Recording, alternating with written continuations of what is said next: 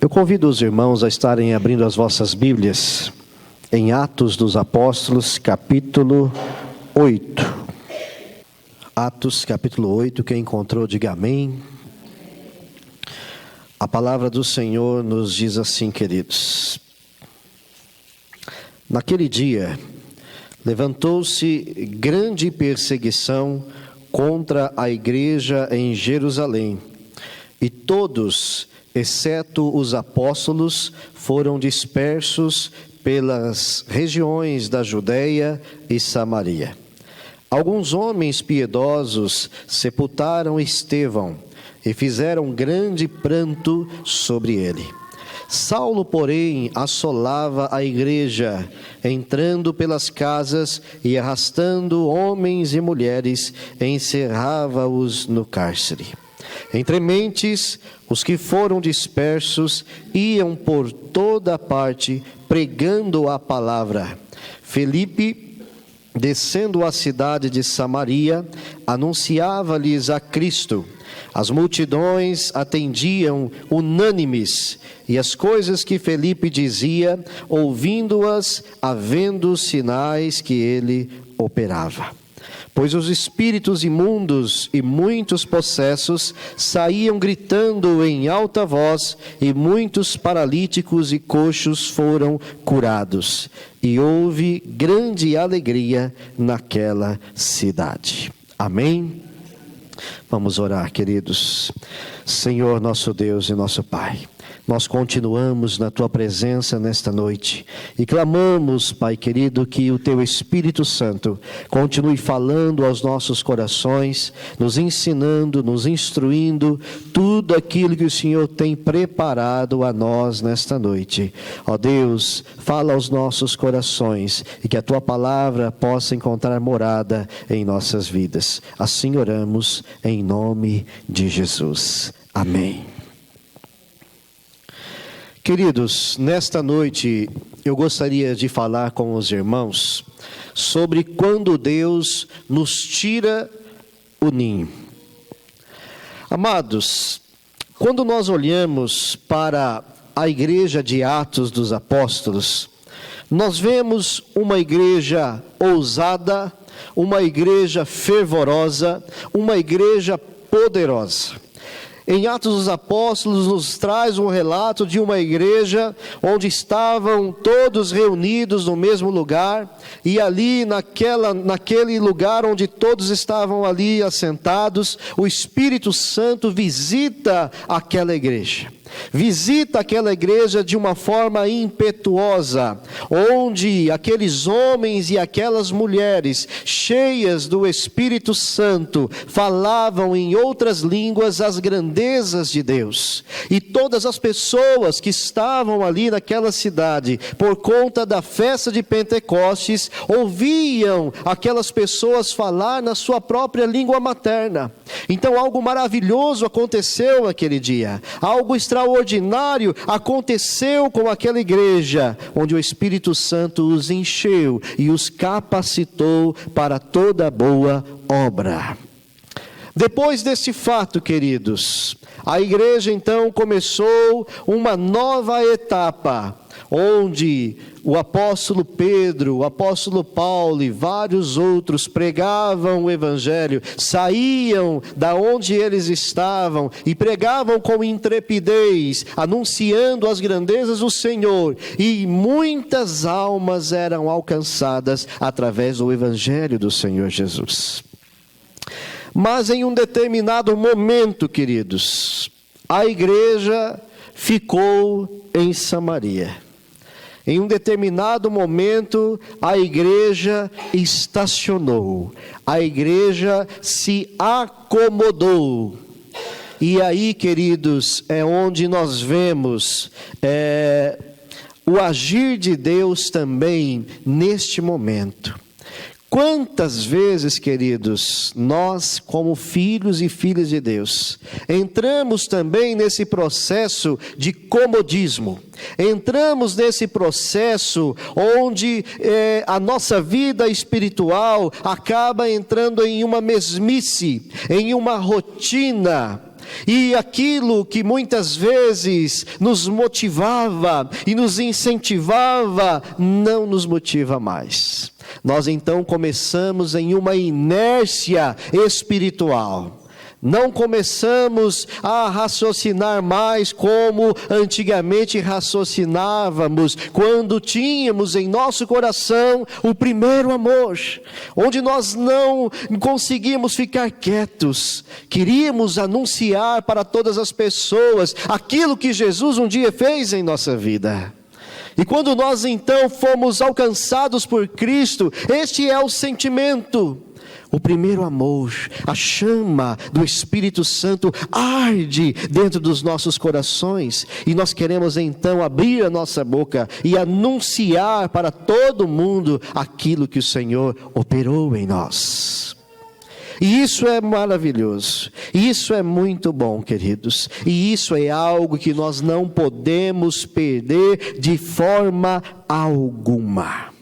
Porque se nós entrarmos em uma inércia espiritual, se eu e você cairmos no comodismo, com certeza o Senhor agirá e tirará o nosso ninho, a qual nós estamos ali aconchegados e parados e acomodados. Por isso, queridos, nós olhamos aqui para esse texto, no capítulo 8 de Atos, e diz no versículo de número 1 assim: naquele dia levantou-se grande perseguição contra a igreja em Jerusalém. Ela estava ali em Jerusalém, a igreja estava acomodada, a igreja estava parada, estacionada, e ali então o Senhor resolve fazer algo para que a igreja não estacione, para que a igreja não pare. E o que aconteceu aqui neste momento? Nós vemos que o Senhor permitiu que uma grande provação se levantasse, uma grande perseguição se levantasse, para que o povo começasse a se mexer. Então, queridos, muitas vezes nós não compreendemos o porquê estamos sofrendo tanto, o porquê estamos tendo tantas lutas, o porquê muitas vezes o Senhor está permitindo certas provações em nossa vida, porque muitas vezes a nossa vida está muito parada, a nossa vida está muito quieta. Então Ele permite certas circunstâncias para que a gente possa se mexer e compreender que nós dependemos dEle e que precisamos dEle. Então, queridos, nós vemos aqui a preocupação de Jesus em que a igreja se envolva com missões, que continue evangelizando, que continue pregando a palavra, que continue levando este evangelho para as nações, porque a igreja estava estacionada em Jerusalém, e então o Senhor permite esta perseguição para que o povo se dispersasse e fosse então para outras regiões anunciar as grandezas do Senhor. E eu e você como igreja precisamos entender isso. Nós não podemos estacionar, nós não podemos parar, nós não podemos permitir que a chama do primeiro amor apague em nosso coração.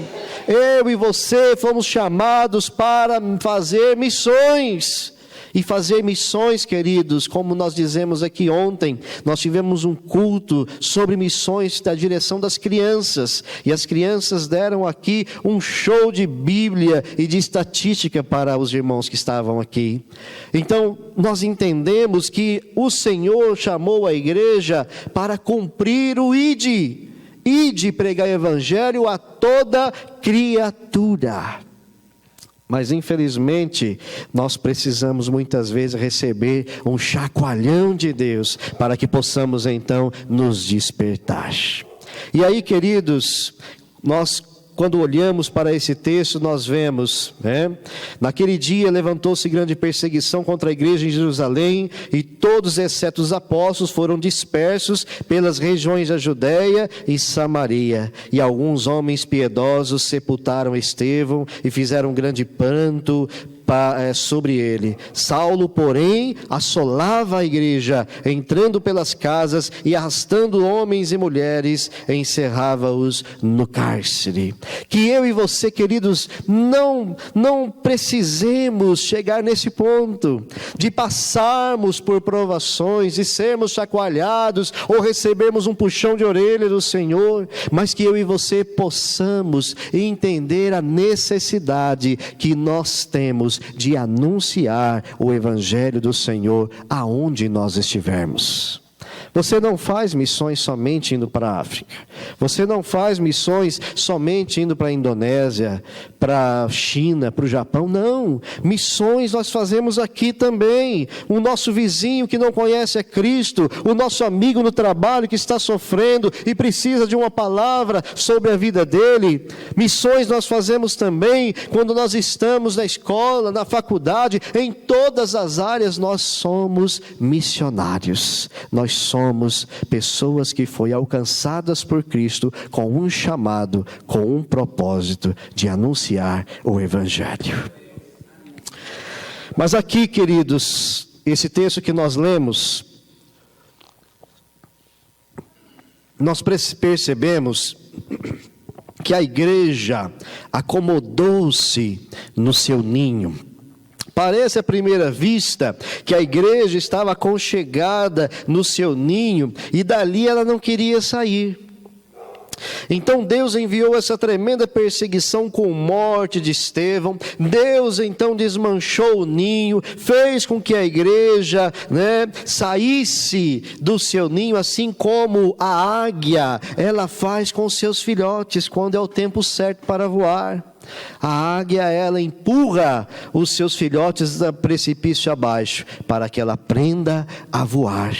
E é assim que muitas vezes o Senhor faz comigo e com você, para que eu e você possamos compreender aquilo que Ele tem preparado para nós. A igreja de Cristo, infelizmente, tem ficado no ninho. Ficar em Jerusalém é mais cômodo do que sair. Ficar nas quatro paredes, queridos, é muito mais cômodo do que cumprir o chamado. E por isso nós vemos muitas igrejas que têm se atrofiado, porque ela tem ficado nas suas quatro paredes. Muitas vezes nós vemos as igrejas desenvolvendo trabalhos e mais trabalhos. É congresso disso, é culto daquilo, é festa daquilo outro, mas sempre festa para os próprios irmãos, sem um propósito, sem um objetivo. Festa simplesmente por festa, mas não se ganha ninguém para o Senhor Jesus, não se evangeliza, não tem um propósito, é simplesmente festa. E não estamos mais em tempo de festejar, irmãos. Nós estamos em tempo de guerrear, de ganhar almas, porque Jesus está voltando. Cristo está às portas. Então é tempo de desmanchar o nosso ninho. É tempo de sairmos do comodismo espiritual que temos vivido e realmente levantarmos o estandarte de Cristo e anunciar que Ele está voltando. Ele está voltando. Você crê nisso? Você tem convicção disso, queridos? Se eu e você temos convicção disso, nós não podemos ficar parados. Amém? Não permita que Deus permita lutas, perseguições e tribulações para que você saia do seu ninho. Saia com amor, faça por amor, cumpra o seu chamado por amor. Amém? Porque deixa eu te falar uma coisa, querido. Deus, Ele vai executar os seus propósitos, querendo você ou não. Você está entendendo? Se Deus tem um propósito na minha vida e na sua vida, você pode espernear, você pode chorar, você pode ficar escondido dentro de um quarto. Deus vai cumprir os propósitos dEle. Nós vemos Jonas, que tentou fugir dos desígnios de Deus. Jonas, Deus falou para ele: olha, eu quero que você vá até Nínive para anunciar a minha palavra àquele povo, porque eu tenho um plano naquela nação, eu tenho um plano de alcançar vidas lá. Mas Jonas, porque não gostava dos ninivitas, tinha um certo asco dos ninivitas, falou: não, eu não vou para Nínive de jeito nenhum. Pegou um barco e foi para Tarsis. E para a grande surpresa dele, Deus estava no controle de todas as coisas. E Deus cercou Jonas de todas as formas possíveis para que ele cumprisse o propósito de Deus. E então ele foi lançado no mar. Se não bastasse, um peixe grande o engoliu. E aonde foi que o peixe o vomitou? Aonde, irmãos? Em Nínive, provando a mim e a você que Deus vai cumprir aquilo que Ele quer. Então não resista ao chamado de Deus, não resista aos propósitos de Deus para a sua vida. Aquilo que Deus tem destinado a você, Ele vai cumprir. No tempo dEle, não é no seu. Então não adianta fugir. Deus vai executar os seus propósitos de uma forma ou de outra.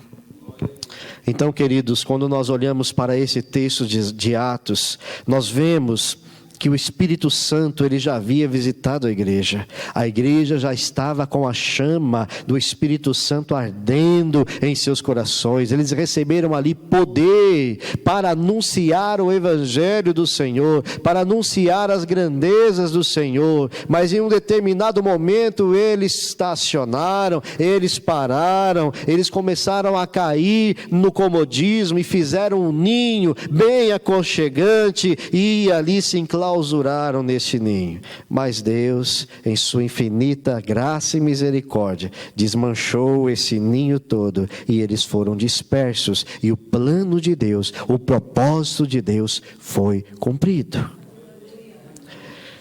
Com certeza, queridos, você que está aqui me ouvindo nesta noite, Deus tem um plano para a sua vida.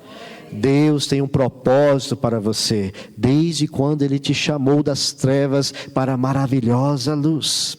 Então não resista, não relute, se coloque na posição como homem e mulher valente. Coloque-se diante de Deus e diga, assim como o profeta Samuel diz: Senhor, eis-me aqui, fala, porque o teu servo ouve. Abra os seus ouvidos espirituais, permita que o Senhor fale com você. Se você não sabe com o que o Senhor tem preparado para você, fale para Ele, pergunte, e o Senhor falará contigo.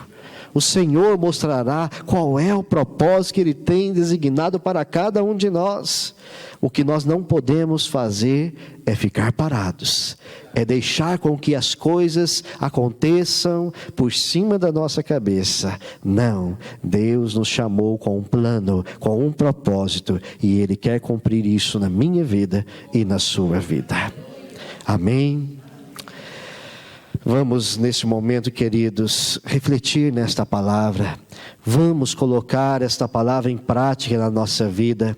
Nós estamos com o lema, a partir desse mês de julho, que é evangelização e missões. O lema da igreja até o final deste ano é evangelização e missões. Deixa Deus usar a sua vida e deixe Ele te usar conforme Ele quer, para que almas possam ser abençoadas e alcançadas pelo Senhor Jesus. Amém?